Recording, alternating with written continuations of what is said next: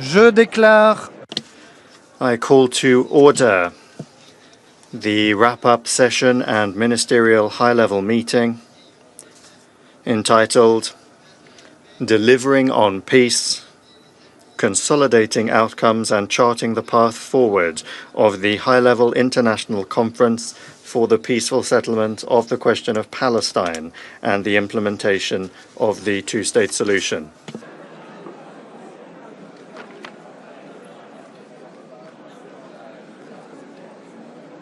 Silence, s'il vous plaît. Silence, please.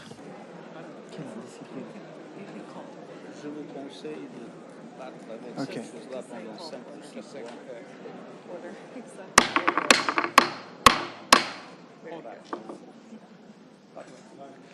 Mesdames et messieurs les chefs d'État, Distinguished heads of state and government, distinguished ministers, Your Excellency, Mr. Antonio Guterres, Secretary General of the United Nations, Your Excellency Philemon Yang, President of the General Assembly, Excellencies, ladies and gentlemen, let me take this opportunity to cordially welcome all of you. I am honored to serve as your co-chair together with His Highness Prince Faisal bin Farhan Al Saud, Minister for Foreign Affairs of Saudi Arabia. Joining us this morning on the podium are His Excellency the Secretary General of the United Nations and His Excellency the President of the General Assembly. We thank you for joining us. This meeting brings together the outcomes of the thematic roundtables and working groups convened under the auspices of the high-level conference. It is aimed at consolidating key insights, highlighting consensus across political, legal, economic, and humanitarian tracks, and focusing on concrete next steps. I now give the floor to my fellow co-chair, His Highness Prince Faisal bin Farhan Al Saud, Minister for Foreign Affairs of Saudi Arabia, for his opening remarks. In the name of God, most gracious, most merciful, ladies and gentlemen, I express my sincere gratitude to His Excellency, the Foreign Minister of France, and the chairpersons of the working groups and roundtables for the efforts that they have made over the past months in preparing for this important conference, which is a pivotal station towards the two-state solution and ending the occupation for a just and lasting peace in the Middle East. And here we welcome the announcement by His Excellency the President of France, Macron, and of his country's intention to recognize the state of Palestine. This is a historic stage that reflects growing international consensus on the right of the Palestinian people to establish their independent state, and this aims to settle the international atmosphere towards the two-state solution. Kingdom of Saudi Arabia believes that achieving peace and prosperity for all peoples in the region starts by upholding justice for the Palestinian people and allowing them to exercise their legitimate rights, at the forefront of which is establishing their independent state on the 4 June 1967 borders with East Jerusalem as its capital. This is not simply a political position. Rather, this is a deeply entrenched belief that an independent Palestinian state is the true key to peace in the region. The Kingdom of Saudi Arabia, since the beginning of the catastrophic humanitarian crisis in Gaza and the dangerous escalation in the West Bank, we have given immediate and continuous support, either through humanitarian and relief aid or through supporting the all international organizations working, especially UNRWA and the World Food Programme and the Palestinian Authority. We stress that this humanitarian catastrophe that is a result of Israeli war and grave humanitarian violations must stop immediately so that we could end the suffering of the Palestinian people and hold accountable those who are responsible for it and put an end to a policy of impunity in a manner that's in line with the principles of international humanitarian law. Ladies and gentlemen, the Kingdom of Saudi Arabia affirms the need to combine international efforts through this conference and through the words of the International Alliance to implement the two-state solution, to uphold the rights of the Palestinian people and support them in building their capacities and their state institutions, and within our commitment towards supporting the peaceful settlement. The Kingdom of Saudi Arabia supports what the Palestinian President Mahmoud Abbas said in conducting institutional reform so that the Palestinian Authority would be able to meet the aspirations of the Palestinian people.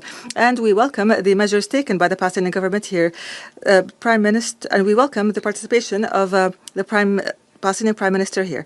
We support the efforts and development, youth empowerment, and supporting the Palestinian economy.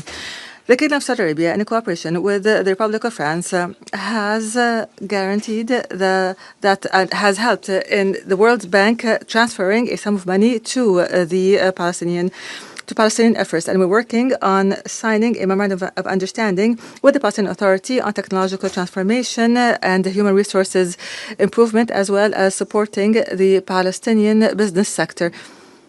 Here we give due importance to digital transformation and improving education in Palestine through technology transfer and improving the capacities of government employees, allowing data and technology to Palestinian youth to learn this technology is a step towards the future. And the Arab Peace Initiative, ladies and gentlemen, that was adopted in Beirut is the basis for any just and comprehensive peace.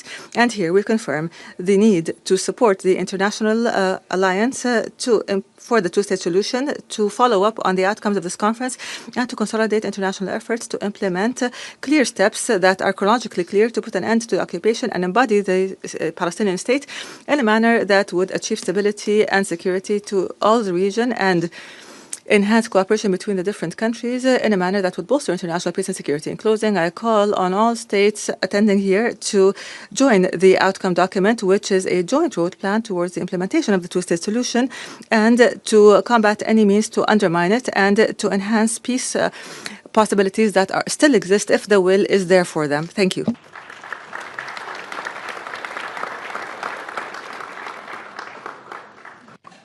Je remercie mon homologue de ses...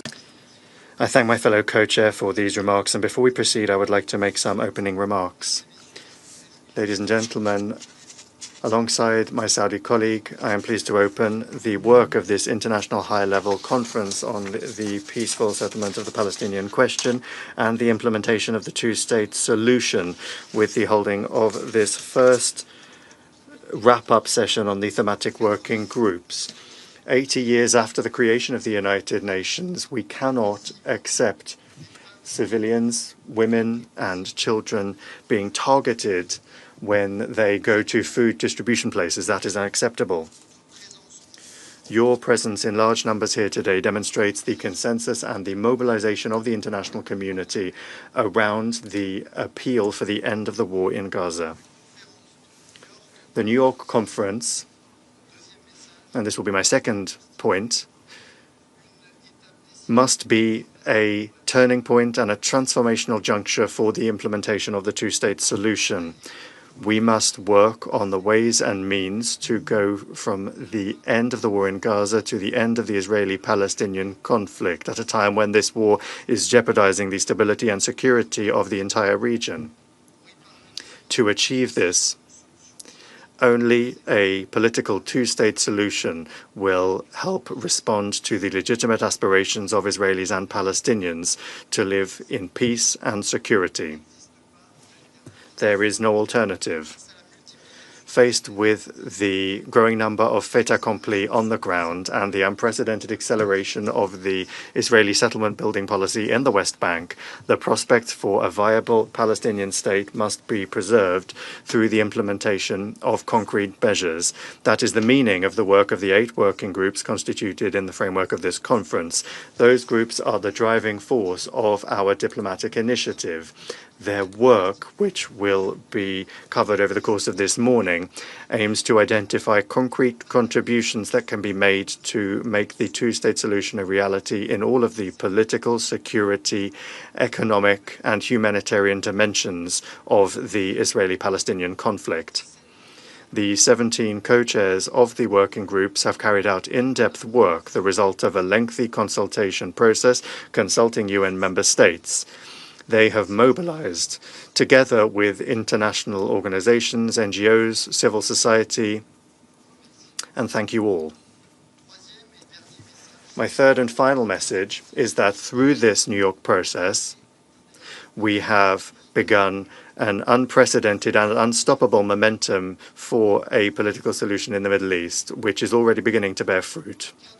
In the context of this conference, we have managed to relaunch a collective momentum moving towards a political solution to the Israeli-Palestinian conflict, which responds to the legitimate security considerations of Israel and which ultimately ensures the contiguity and viability of the Palestinian state. We have returned to the center of diplomatic efforts the recognition of Palestine, the normalization and regional integration of Israel, the reform of Palestinian governance, and the disarmament of Hamas. It is in the context of this process that Mahmoud Abbas, in a letter last month, passed on to the President of the French Republic and the Crown Prince of Saudi Arabia, took historic commitments, clearly condemning the terrorist attacks of the 7th of October, announcing the holding of elections in a year's time, committing to reforms to lead to the de-radicalization of Palestinian society, and affirming that this state of Palestine would be demilitarized. Another step forward in this New York process is that France, on the 13th of June in Paris, hosted an unprecedented meeting of Palestinian civil society and Israeli civil society. They held a dialogue on how to emerge from this permanent state of war through a political, just, and lasting solution to the Israeli-Palestinian conflict. Faced with the continuation of the war and the humanitarian tragedy in Gaza, through this conference we launch a collective appeal to action. This war has lasted for too long and it must end. The guns must be silenced and give way to an immediate and lasting ceasefire. All of the hostages captured following the barbaric attacks of the 7th of October 2023 carried out by Hamas and other terrorist groups must be released immediately, unconditionally, and in dignity. The calvary of the civilian population in Gaza in the midst of this humanitarian catastrophe must end. Ladies and gentlemen, the co-chairs of the working groups, the work that you are going to present to us today will serve as a compass for the entire international community to pave an irreversible political path towards the implementation of the two-state solution. Thank you.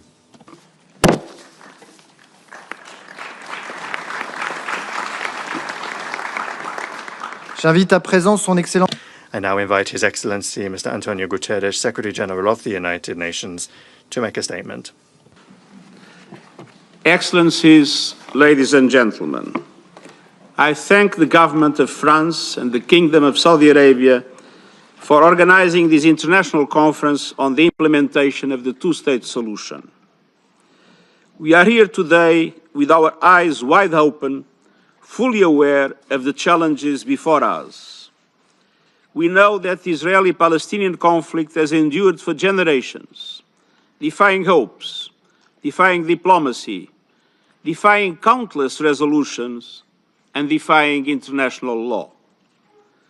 We know that the conflict continues to take lives, destroy futures, and destabilize the region and our world. But we also know its persistence is not inevitable. It can be resolved.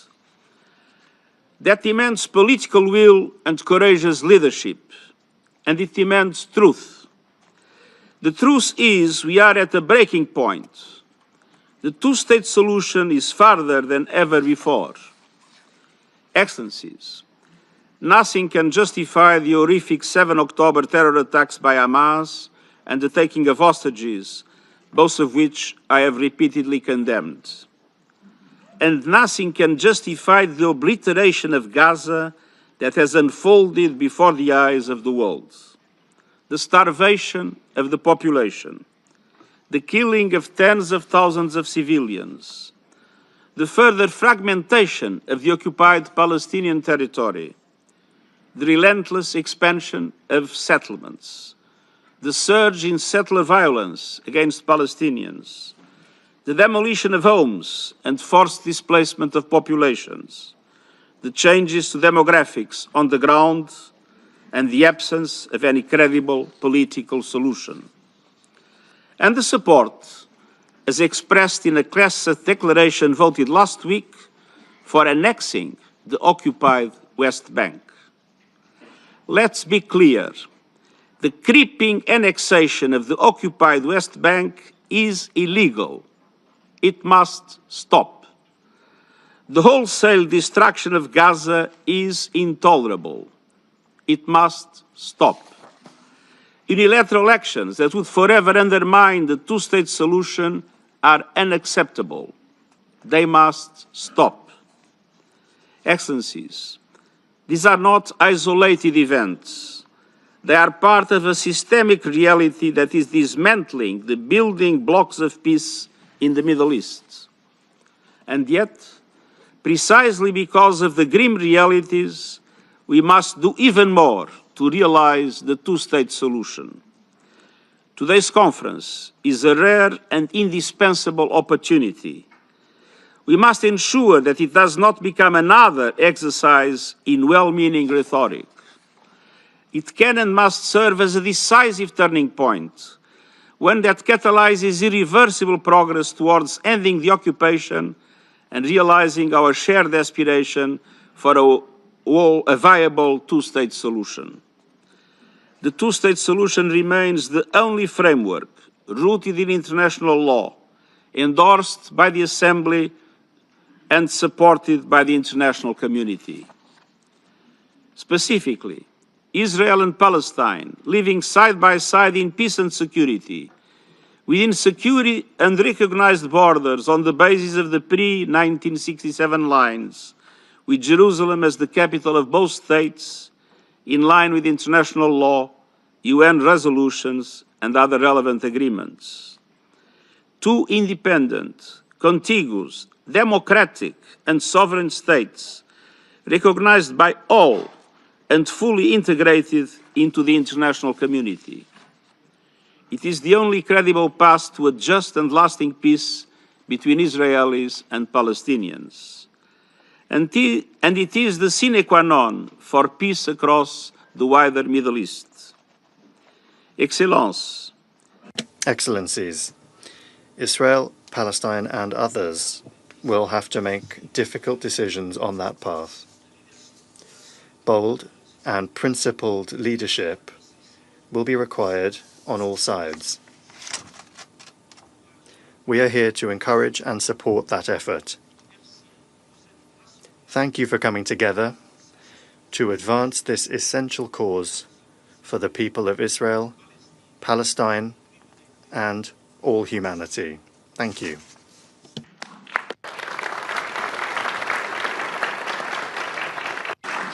Je remercie le secrétaire. I thank the Secretary General for his statement. I now invite His Excellency Mr. Mohammad Mustafa, Prime Minister of the State of Palestine, to deliver a statement.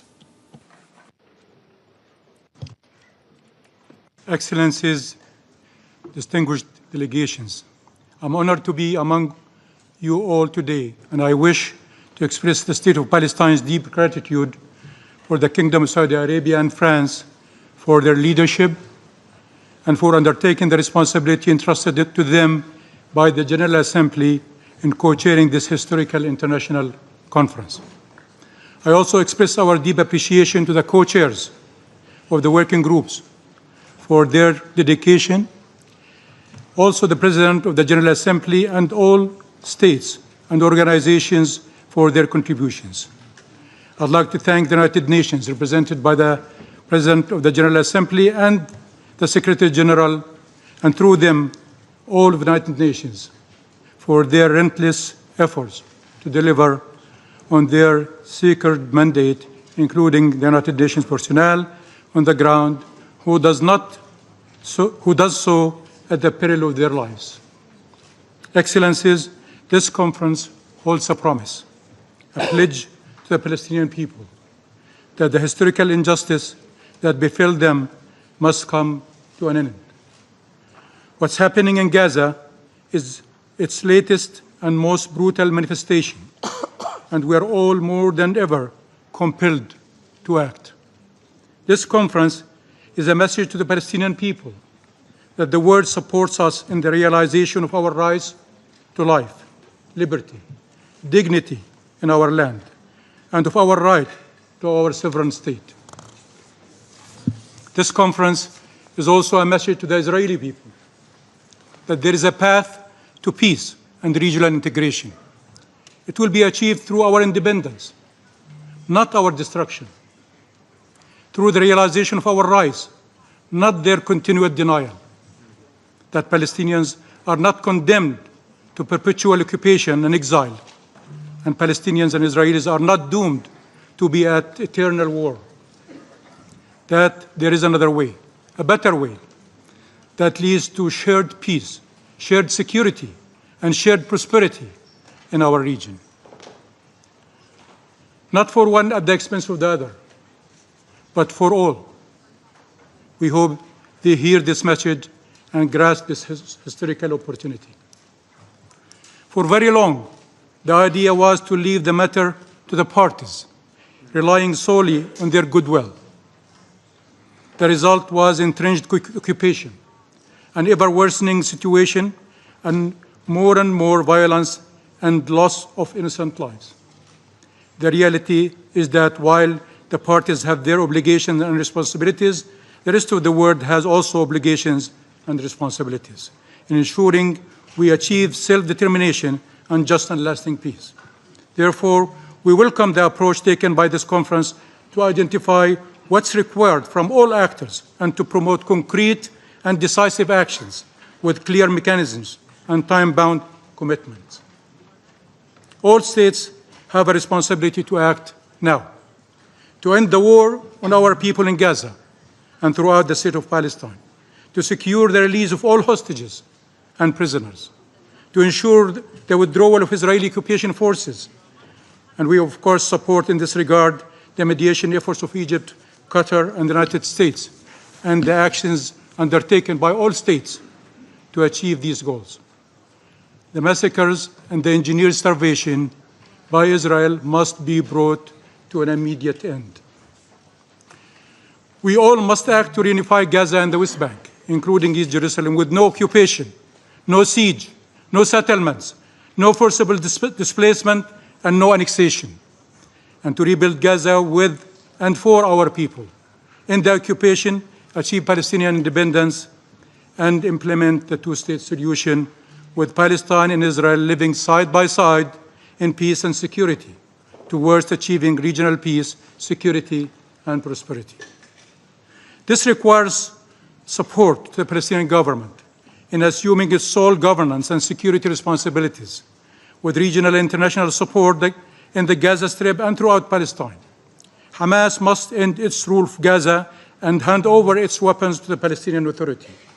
And we stand ready to invite regional and international forces to be deployed in full coordination with the State of Palestine as a part of a stabilization and protection mission. With a Security Council mandate to provide protection to our people and ensure the ceasefire is observed by all parties, and to guarantee the security of all sides in support of the role of our government and our security forces, and not as an alternative to them.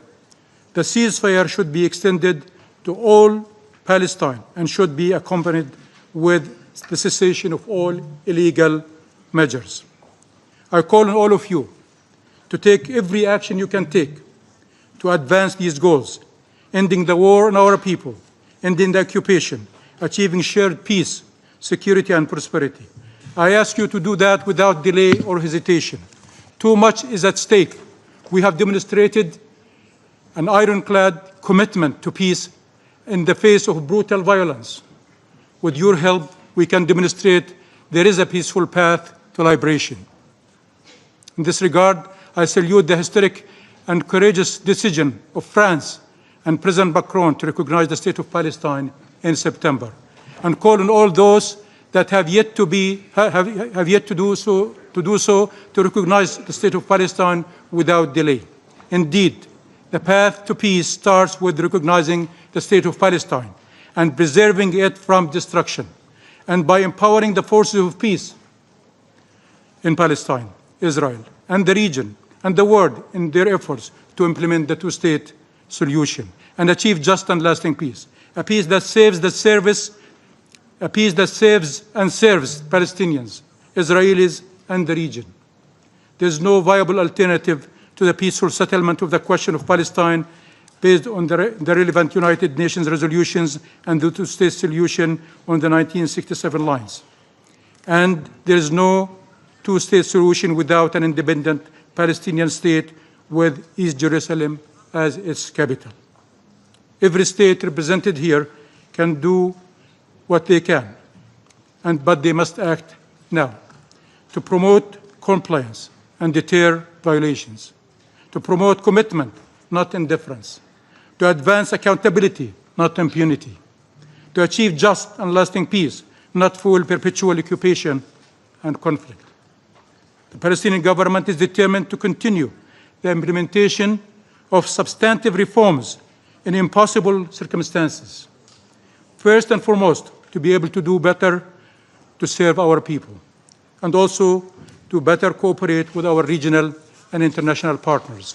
We do not shy away from our obligations, and we are ready and willing to assure all our responsibilities in Gaza and the rest of Palestine. We ask that you help put an end to the Israeli policies who, at the political, financial, and military levels, constitute an existential threat to our people, our state and its institutions, and to peace. The idea that peace and security can be achieved by the destruction or subjugation of our people is a deadly illusion. The only way forward is shared peace and security. Our people are not going to disappear, but they are losing lives and loved ones every single day. Commitments has to be given to secure their future.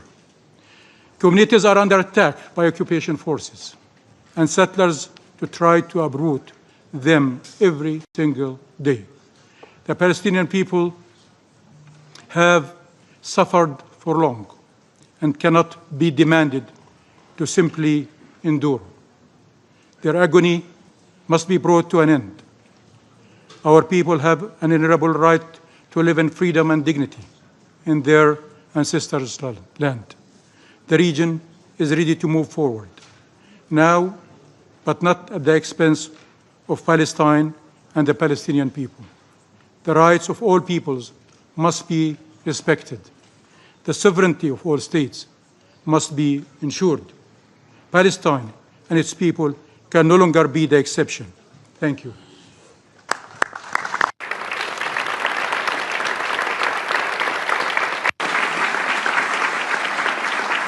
Je remercie. I thank the Prime Minister of the State of Palestine.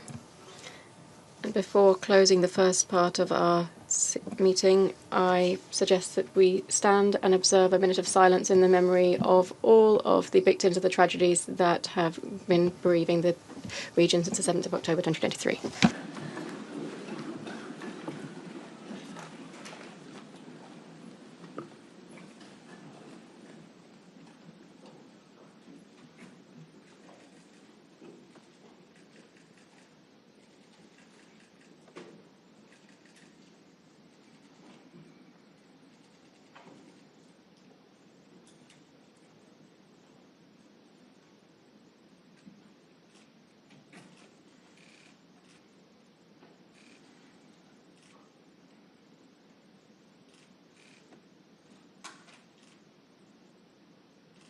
Je vous remercie. Thank you.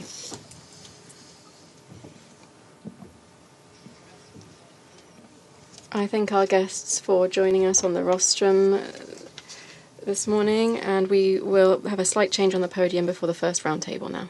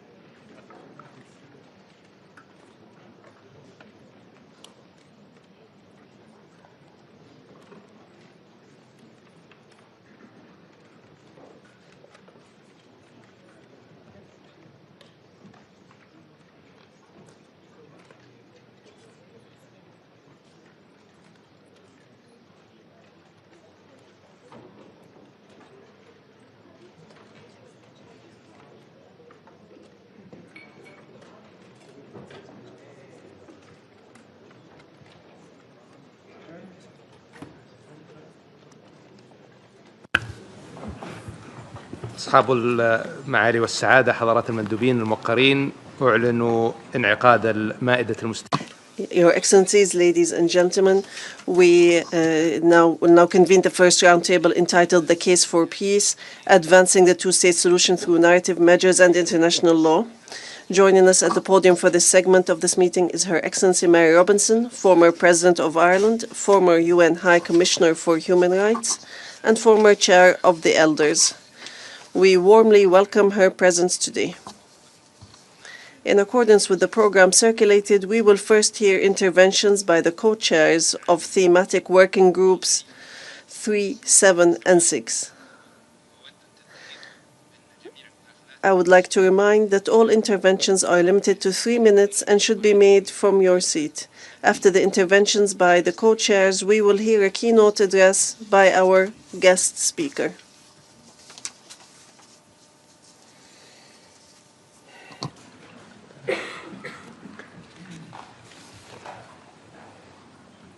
أدعو الآن ممثلة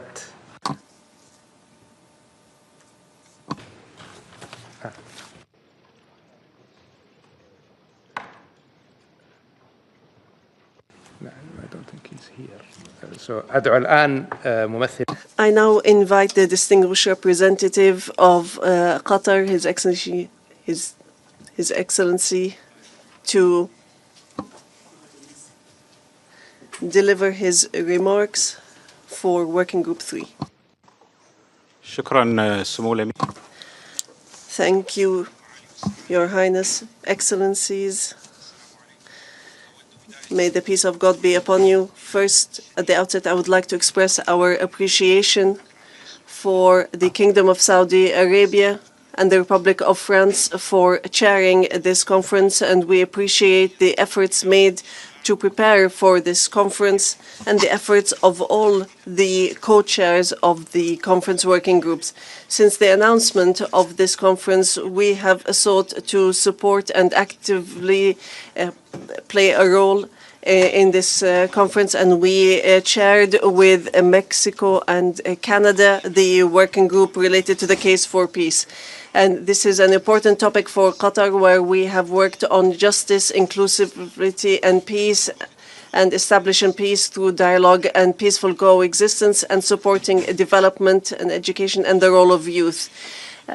The active participation of Working Group 3 in the conference came through the co-chairs, Qatar, Mexico, and Canada, making efforts over the last weeks to engage in a consultative process with stakeholders from member states and international organizations and non-governmental organizations by first developing a concept note on the narratives of peace and proposed questions to guide the discussion. We received written contributions from stakeholders in addition to oral contributions through the meetings that were held by the working group at the UN HQ last month. Based on this, we presented to the co-chairs of the conference a summary of the specific proposals and projects that we agreed to. I would like to highlight a number of elements that were included in the deliberations of Working Group 3. First, it is clear that there is a consensus that peace narratives should be within a framework that is related to international law, human rights, and international resolutions, and that lasting peace can be established through a two-state solution, which includes the establishment of an independent Palestinian state on the borders of 1967 with East Jerusalem as its capital. Second, it was emphasized that there is a need to deal with the root causes of the conflict, in addition to recognizing the humanitarian suffering. It was also emphasized that the occupation cannot ensure security. One of the fundamental topics addressed by the working group is the need to build trust through mutual respect, coexistence, and humanitarian issues by focusing on these topics.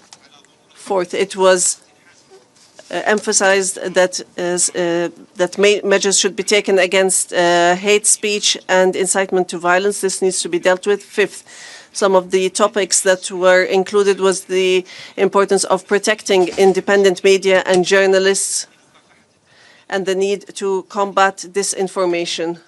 Sixth, the role of education was highlighted as essential for promoting peace. Seventh, it was noted that there is a need to engage active actors, specifically women and youth, and to have platforms and programs for dialogue between both parties. Eight, it was also included that we must benefit from previous successful experiences to promote peace.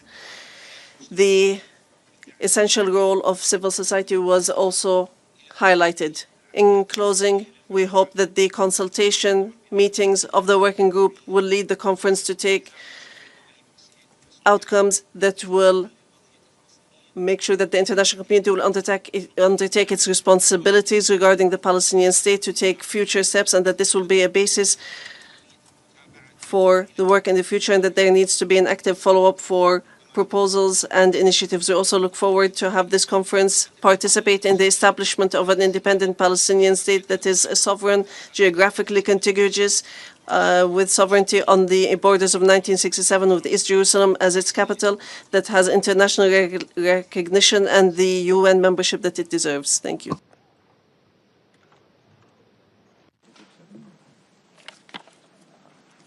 شكرا والآن نعطي الكلمة. Thank you. We now give the statement to the Minister for Canada.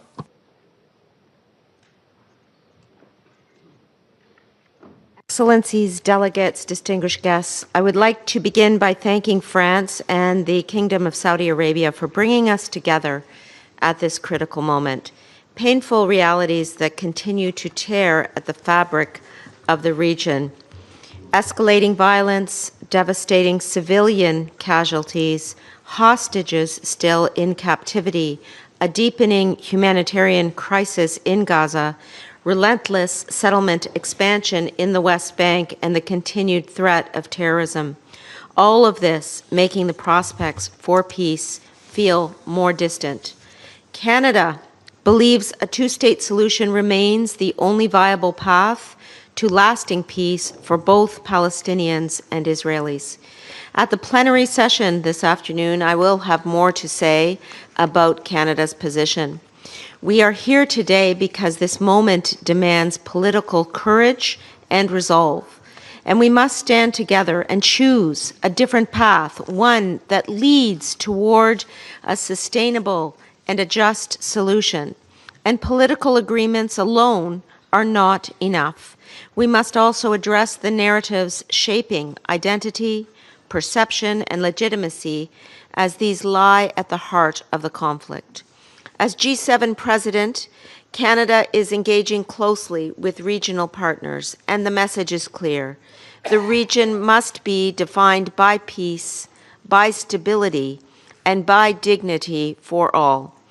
Guided by this understanding, Canada, alongside Qatar and Mexico, is co-leading this Narrative for Peace working group, aimed at building an inclusive framework grounded in dignity and coexistence.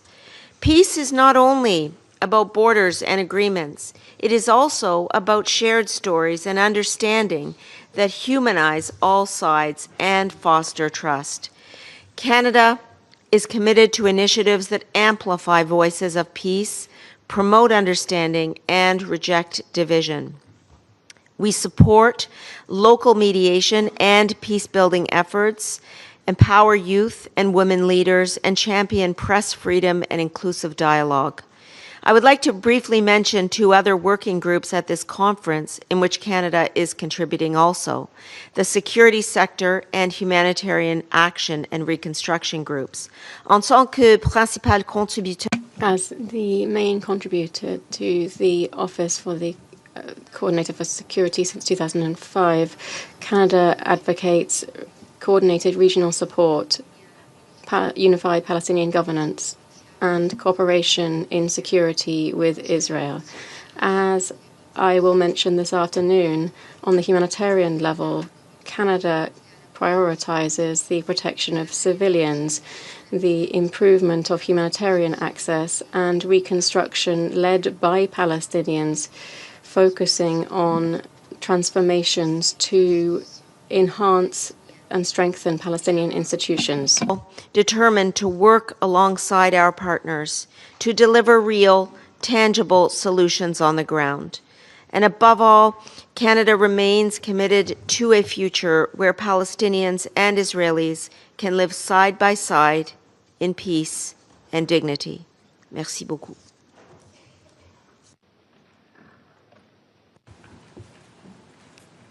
أشكر معالي وزيرة خارجية كندا وأعطي الكلمة. I thank the Foreign Minister of Canada, and I give the floor now to the Permanent Representative of Mexico.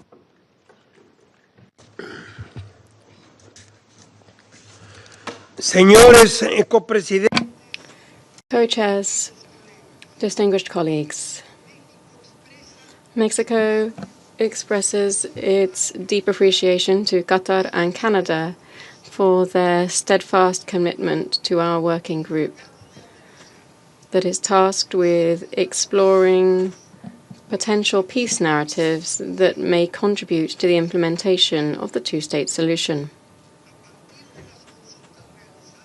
On the basis of consultations held within our group, a broad consensus emerged around the idea that while diplomatic negotiations are a sine qua non for achieving a lasting resolution to the Israeli-Palestinian conflict, they must be accompanied by an effective peace narrative.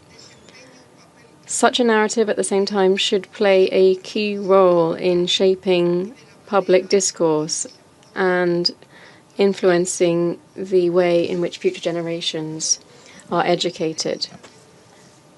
A significant point of convergence among the contributions that we received is that education is one of the foremost factors to achieve and sustain peace. In this regard, allow me to highlight the following proposal. It is essential that both Palestinian and Israeli school curricula include history classes that emphasize the commonalities between both cultures. Likewise, initiatives aimed at fostering future peaceful coexistence between Palestinians and Israelis must be prioritized. We must prove that coexistence is possible.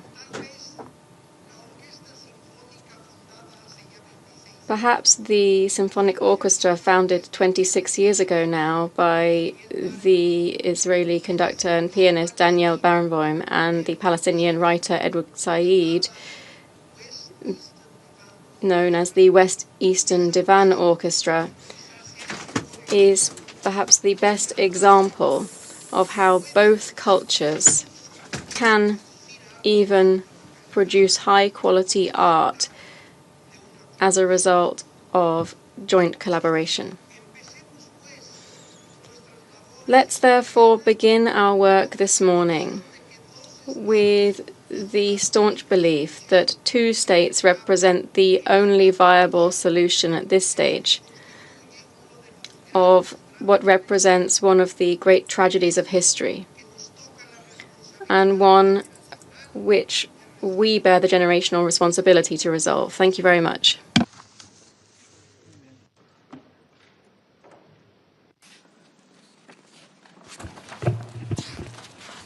شكرا سعادتكم. Thank you, Your Excellency. I now invite the Foreign Minister of Brazil, رئيس المشارك لمجموعة العمل السابعة, the co-chair of Working Group 7, to deliver his remarks.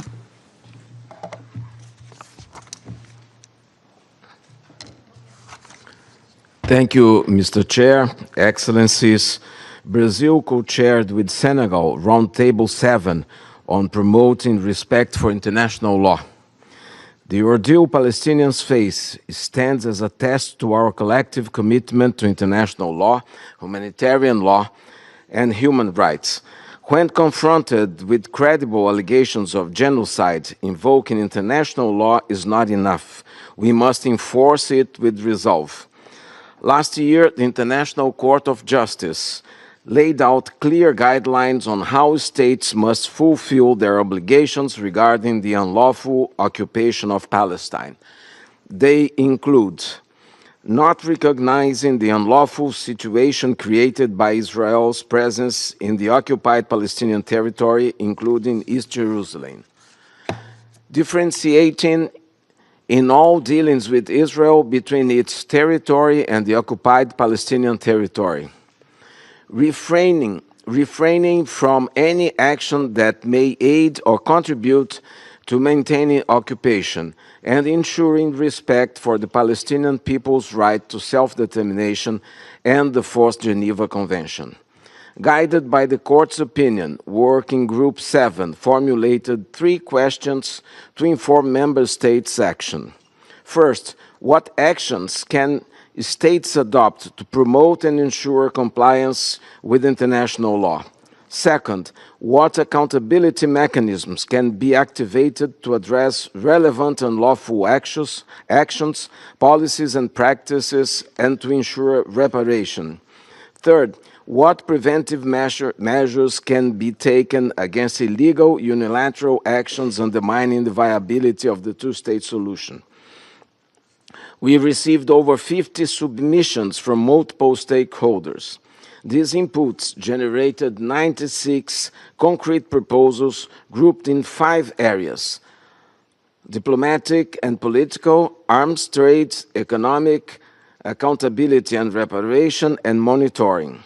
The following stood out: recognizing the State of Palestine and supporting its admission as a full UN member, upholding the legal distinction between Israel and the occupied Palestinian territory, opposing annexation and settlement expansion, ensuring protection for humanitarian workers, including UNRWA staff, supporting civil society and human rights defenders, imposing targeted sanctions against violent settlers and lawful countermeasures to grave violations. Excellencies, these are lawful actions that states can take now.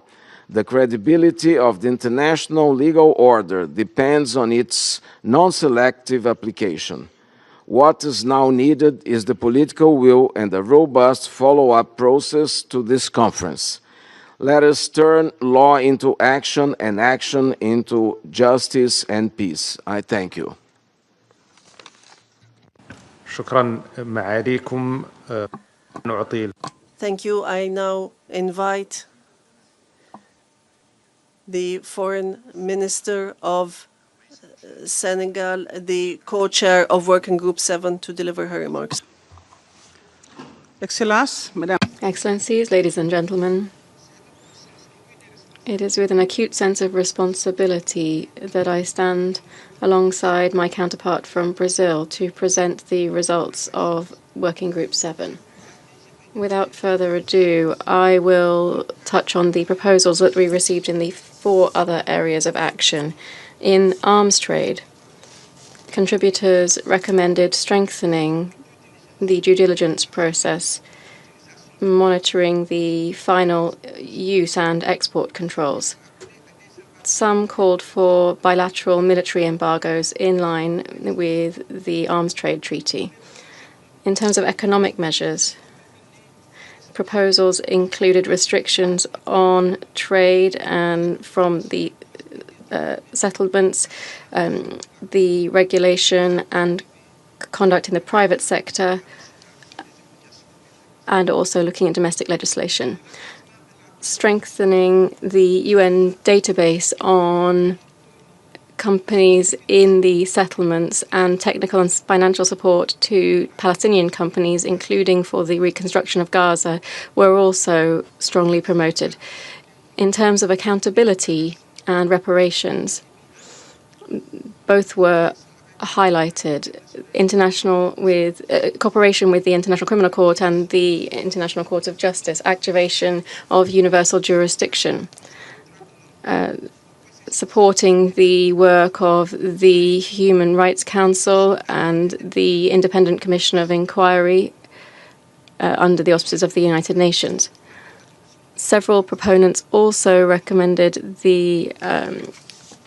looking at the Convention on Crimes Against Humanity. In terms of monitoring, one of the main proposals made was resolving in the 12 months after the conference the voluntary reports describing the measures taken to implement international measures and to implement the results of the conference. Excellencies, ladies and gentlemen, the restitution exercise is never easy, particularly in such a short time. Therefore, we would like to thank all of the parties that contributed to this process, which was inclusive and exhaustive in nature. The proposals that we received reflect a broadly shared understanding that of the erosion of international law in the occupied Palestinian territory, and the fact that this is a legal failure, but also a moral and political one. It also reaffirmed a principles-based position, which is that of the primacy of law over might. This proposal is the only path towards lasting peace through a two-state solution anchored in international law, respecting the rights of the people of Palestine to self-determination and guaranteeing the right of both Palestinian and Israeli people. Thank you. أشكر معالي وزيرة خارجية السنغال. I thank the Foreign Minister of Senegal. I now invite the Deputy Foreign Minister of the Republic of Turkey, the co-chair of Working Group 7, to deliver remarks of Working Group 6. Esteemed ministers of co-chairing and participating states, excellencies, dear colleagues, I would like to thank France and Saudi Arabia for co-chairing the conference and all stakeholders, including civil society organizations, for their valuable contributions to the work of Working Group 6. I would like to thank our Irish colleagues for their excellent cooperation and the hard work they put into our efforts to co-chair our working group. I wish also to take this opportunity to welcome the announcement of France to recognize the State of Palestine. We sincerely hope that many others will follow suit soon. Before sharing with you the priorities and recommendations that came out of the submissions in our working group, allow me to share with you some general observations regarding our deliberations. Firstly, we have seen the strong desire among the stakeholders to contribute to ending the decades-long suffering of the Palestinian people. Contributions received highlighted the areas where concrete action is needed to realize this vision. There were submissions rightfully proposing programs to help build capacity in the Palestinian Authority. Yet, empowering the State of Palestine calls for addressing the urgent question of how to end the Israeli occupation. Therefore, the root cause is still there. During our deliberations, it was a recurring view that the continued occupation is the main obstacle on the way to Palestinian statehood. While the annexation of Palestinian territories by Israel is looming, as called for by the Israeli parliament on July 23rd, our tools should be proportionally strong and effective. Some stakeholders made submissions proposing the establishment of mechanisms to enforce international law and international humanitarian law. We also observed that the addition to the dire humanitarian situation in Gaza, illegal settlements, confiscation of land, house demolitions by Israel in the West Bank, including East Jerusalem, also call for urgent action. Some stakeholders emphasized that measures, including sanctions, should be imposed against settlers in the occupied Palestinian territory.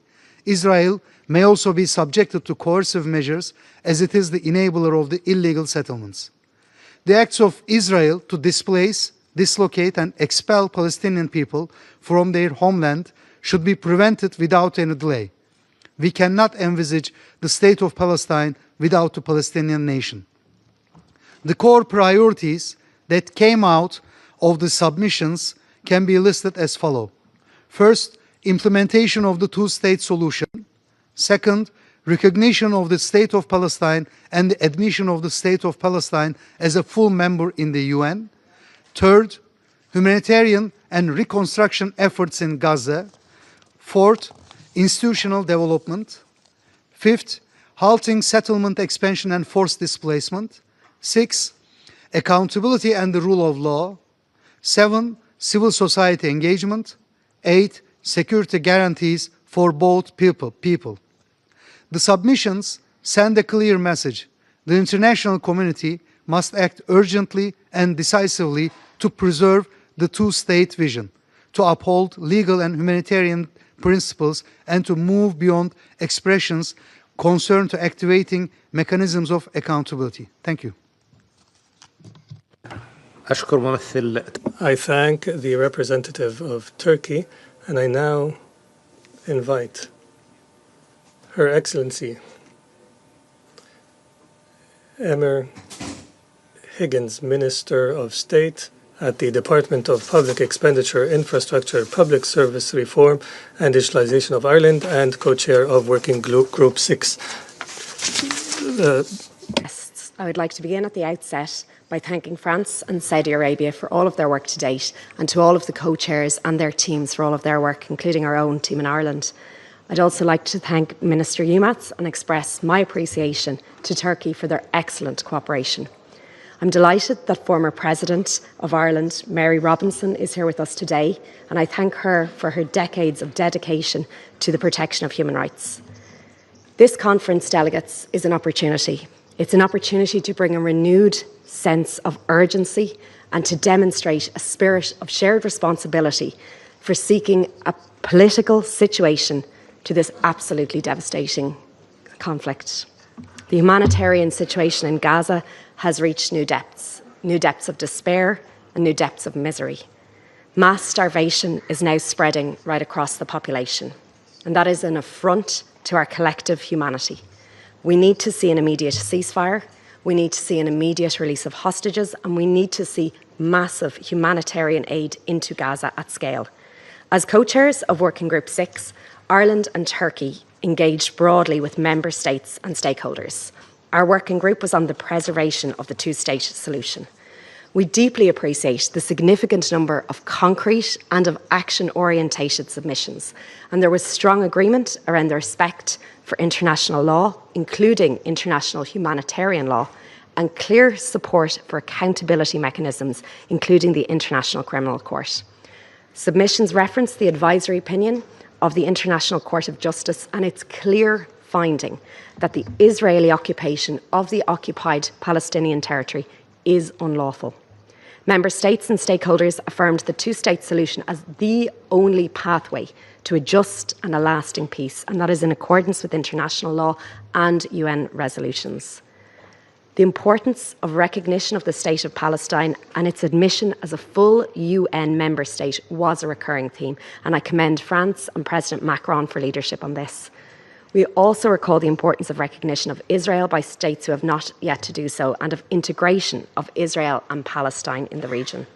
Contributions stress there should be no forced displacement of Palestinians from Gaza, and there was strong consensus on the need to address illegal settlements in West Bank, including East Jerusalem, and strong condemnation of any attempts at annexation. There must be accountability for violent settlers and for those who support and for those who facilitate them. There must also be accountability for Hamas, who have brought only suffering to Israelis and Palestinians. A key issue is support for the Palestinian Authority, governing a unified Palestine state, support for the PA's reform agenda and sustainable financing, including the release of revenues by Israel.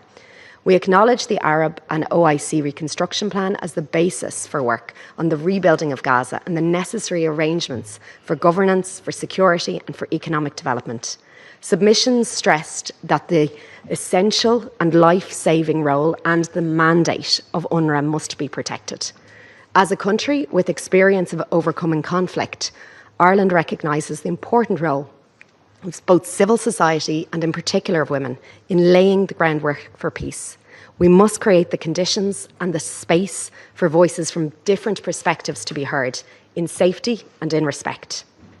We must now seize this opportunity to end the devastating cycles of violence and make good on our commitments to implement once and for all the two-state solution in the interests of both Israelis and Palestinians. Thank you.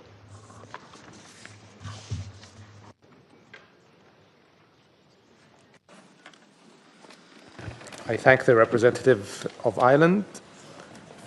لقد استمعنا إلى We have heard from the co-chairs scheduled to speak under Round Table 1. It is now my honor to invite our guest speaker, Her Excellency Mary Robinson, former President of Ireland, former UN High Commissioner for Human Rights, and former Chair of the Elders, to deliver the keynote address on law, legitimacy, and the long arc of peace.